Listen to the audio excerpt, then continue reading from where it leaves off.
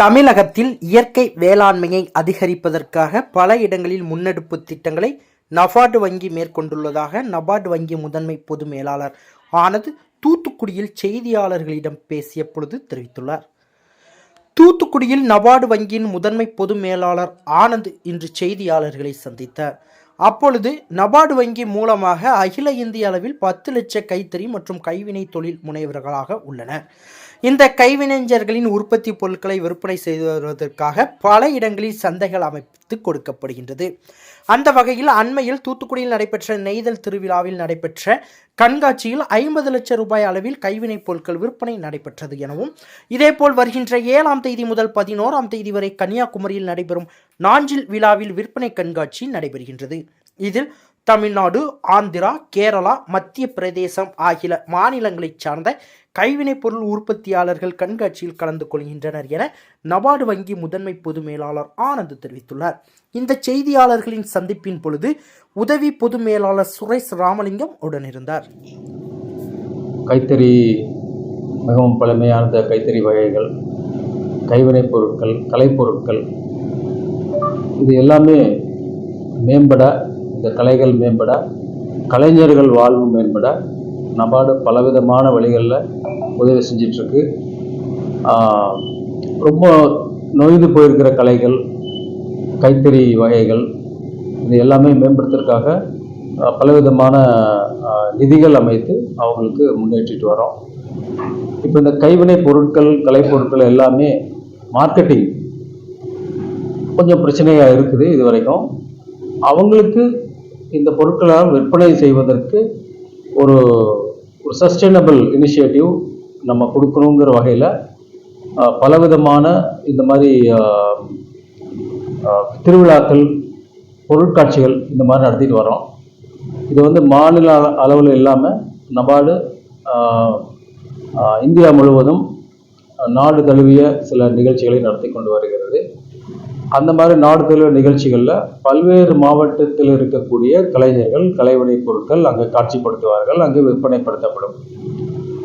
அந்த மாதிரி மற்ற மாநிலங்களில் நடத்துகிற பொருட்காட்சிகள், அதில் தமிழ்நாட்டில் இருக்கக்கூடிய கலைஞர்கள் கைவினைப் பொருட்கள் எல்லாமே அங்கே போய் காட்சிப்படுத்தி அதை விற்பனை செய்வார்கள். இப்போது தமிழ்நாடு ரீஜனல் ஆஃபீஸ் சார்பில் பல்வேறு பொருட்காட்சிகள், பல்வேறு நிகழ்ச்சிகள் நாங்கள் இந்த கலைப்பொருட்களை மார்க்கெட் பண்ணுவதற்காக, விற்பனை செய்வதற்காக பல நிகழ்ச்சிகளை நடத்தி கொண்டு வருகிறோம். அதில் இப்போது சமீபத்தில் தூத்துக்குடியில் நெய்தல் திருவிழா நடத்தினோம். நெய்தல் திருவிழாவில் பலவிதமான கைவினைப் பொருட்கள், காட்சி பொருட்கள் வைக்கப்பட்டு சுமார் 50 லட்சம் வரைக்கும் அங்கே விற்பனை ஆச்சு. அதற்கு அடுத்தபடியாக தமிழ்நாடு அரசு நடத்தக்கூடிய பொருட்காட்சிகளிலும் எங்களுடைய நபார்டு திட்டத்தின் மூலம் பயனடைந்த கலைஞர்கள் கைவினைப் பொருட்கள் எல்லாமே காட்சிப்படுத்தப்பட்டு விற்பனைக்கு உள்படுத்தப்பட்டுள்ளது. அதன் தொடர்ச்சியாகத்தான் இப்போ நாளன்னைக்கு அதாவது சனிக்கிழமை நடக்கக்கூடிய இந்த நெய்தல் திருவிழாவை நபார்டு வங்கி தமிழ்நாடு அரசு ரீஜனல் ஆஃபீஸ் வந்து அதை நடத்துகிறது. இந்த நிகழ்ச்சியிலையும் பலவிதமான கலைஞர்கள் பங்கு பெறுவார்கள். பலவிதமான கைவினைப் பொருட்கள் காட்சிப்படுத்தப்பட்டு இருக்கின்றன. இதில் ஒரு 4 மாநிலத்திலிருந்து கலைஞர்கள் வருவார்கள் என எதிர்பார்க்கப்படுகிறது. இதில் முக்கியமாக அம்சம் என்னென்னா, இந்த GI டேக், ஜியோகிராஃபிக்கல் இண்டிகேஷன் என்று சொல்லப்படுகின்ற அந்தந்த இடத்திற்கே உரிய சில பொருட்கள், சில என்ன சொல்வது, விவசாய பொருட்கள், GI டேக் என்று சொல்லக்கூடிய அந்த பொருட்கள் வந்து 15 ஸ்டால் GI ப்ராடக்ட்ஸ் மாத்திரமே 15 ஸ்டால் இருக்குது.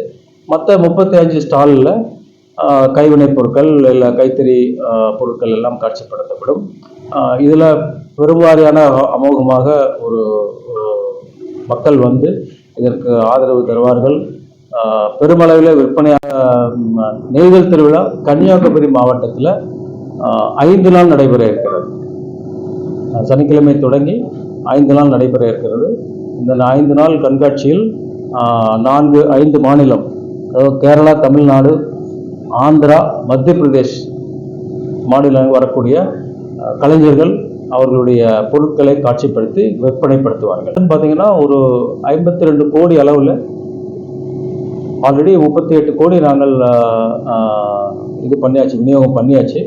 இன்னும் கொஞ்சம் ப்ராஜெக்ட்ஸ் இருக்குது, அதுவும் பண்ணுவோம். மொத்தத்தில் ஒரு இந்த வருஷம் 2024-25 ஆண்டுக்கு ஒரு 52 கோடி என்ற அளவில் இந்த கைவினைப் பொருட்கள் மற்ற அதாவது விவசாயம் சார்ந்த தொழில்கள் அப்புறம் கைவினைப் பொருட்கள் கலைஞர்கள் இது எல்லாத்துக்கும் சேர்த்து ஒரு 52 கோடி என அடைவிட்டிருக்கிறோம்.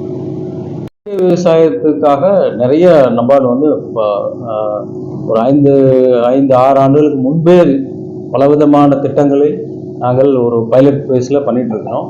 அது வந்து இனிமே அரசுனால இது ஒரு பெரிய ஃபோக்கஸாக இருக்கிறதுனால இது கொஞ்சம் பெரிய அளவில் பண்ணுவோம்.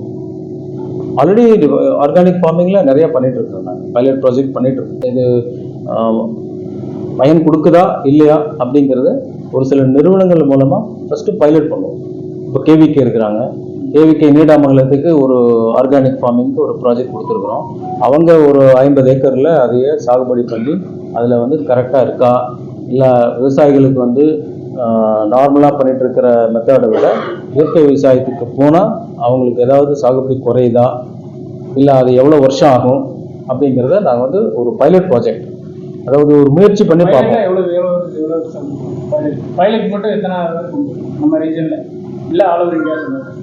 பைலட்னா நிறைய பைலட்ஸ் போயிட்டு இருக்குது. ஒரு தமிழ்நாட்டில் மாத்திரம் ஒரு ஒரு 10 திட்டம் போயிட்டு இருக்குது இது வரைக்கும் பல்வேறு மாவட்டங்களில். ஓகே, இப்போ ரீசெண்டாக இந்த கேவிகே நீடாமங்கலத்துக்கு ஒரு ப்ராஜெக்ட் கொடுத்துருக்குறோம். அது வந்து இயற்கை விவசாயத்தை காவிரி டெல்டா பகுதியில் ஒரு 50 ஹெக்டர் இயற்கை விவசாயத்தை நாங்கள் அதை பார்க்க போகிறோம். அது பைலட் எப்படி அதை வந்து எப்படி நடக்க போகுது, அதனால எப்படி விவசாயிகள் பயனடைகிறாங்க அப்படிங்கிறத பார்த்துட்டு அதனுடைய சக்ஸஸ், அதனுடைய வெற்றி இருக்கா இல்லையா, பயன் இருக்கா இல்லையான்னு பார்த்துட்டு அடுத்த கட்ட முயற்சிக்கு நாங்கள் போவோம்.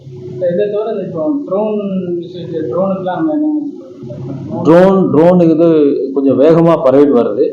அதுக்காக ட்ரோன் எப்படி அது பயனாக இருக்கும், அதை விவசாயிகள் யூஸ் பண்ணால் எந்த மாதிரி அவங்களுக்கு பயன் இருக்கும் அப்படிங்கிறத நாங்கள் டெஸ்ட் பண்ணுறதுக்காக ஒரு ப்ராஜெக்ட் போயிட்டுருக்கு. காவிரி டெல்டா பகுதிகளில் தான் அதுவும் போயிட்டுருக்கு. காவிரி டெல்டா பகுதியில் 5 டிஸ்ட்ரிக்டில் 5 சென்டர்ஸ் 25 சென்டர்ஸ் நாங்கள் அமைக்கிறதுக்காக ஒரு திட்டம் அமைச்சு அதுக்காக போயிட்டுருக்குறோம். ஒரு சில முதல் கட்ட பணிகள் நாங்கள் நடத்திட்டு இருக்கிறோம். ஸோ இன்னும் வர ஒரு 2 மாதத்தில் ஒரு சில யூனிட் இங்கே வரும். அதுக்காக பயனாளிகளை கண்டறிந்து நம்ம தமிழ்நாடு வேளாண்மை பல்கலைக்கழகத்தில் பயிற்சி கொடுத்து அவங்களுக்கு லைசன்ஸ் கொடுத்து அந்த ட்ரோன் சென்டர்ஸ் வைக்கிறதுக்காக ஒரு பைலட் ப்ராஜெக்ட் போயிட்டு இருக்குது. அது எப்படி வருதுங்கிறத பார்த்துட்டு அப்புறம் மற்ற மாநிலங்களுக்கு நாங்கள் இது பண்ணுவோம். எங்கே ட்ரோன் காவிரி டெல்டா பகுதிகளில் ஒரு 50 இளைஞர்களுக்கு பயிற்சி கொடுத்து அவங்களுக்கு தமிழ்நாடு வேளாண்மை பல்கலைக்கழகத்தில் பயிற்சி கொடுத்து அவங்களுக்கு லைசன்ஸ் வாங்கி கொடுப்போம். லைசன்ஸ் வாங்கி கொடுத்ததுக்கப்புறம் ஒரு கஸ்டம் ஹையரிங் சென்டர்ஸ் சொல்லுவாங்க இல்லையா, வாடகைக்காக அந்த ட்ரோன் அதை ஒரு யூனிட் மாதிரி வச்சு அதை ஃபஸ்ட்டு நாங்கள் ட்ரையலில் பார்க்குறோம். இது எப்படி சக்ஸஸ்ஃபுல்லாக இருக்குதான்னு பார்த்துட்டு அதுக்கப்புறம் மற்ற மாநிலங்களுக்கும் நாங்கள் கொடுப்போம். பெல் பட்டனையும் கிளிக் செய்யுங்கள்.